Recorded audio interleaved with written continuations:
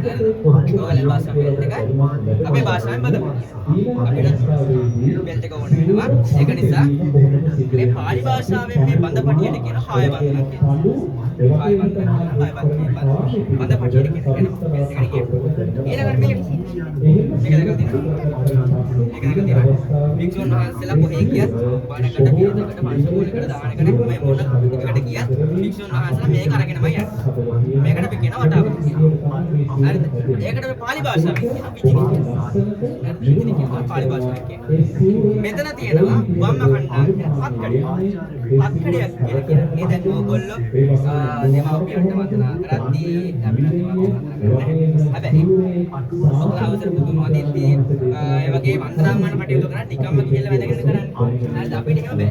මොකද මේ සිවුරට ගෞරවයක් වෙන නිසා අපිට මෙන්න මේකේ පත්කඩේ භාවිතා කරනවා. පත්කඩේ ඒ බුදුදහමස් පිළිවෙල ඉස්සර හැංගිලාගෙන ඒක උඩ ඉඳගෙන තමයි වන්දනාමාන කිරීමේ කටයුතු සිදු කරන්නේ. එතකොට මෙතන තියෙනවා කත්තර යට්ටි කියලා කියන්නේ මහලු භික්ෂුන් වහන්සේලා. වයසට ගිය භික්ෂුන් වහන්සේලා භාවිතා කරන සැර යට්ටිය. හැරමිටිය. හරිද? මේක වයස්ක භික්ෂුන් වහන්සේලා ගොඩක් හරිය භාවිතා කරනවා.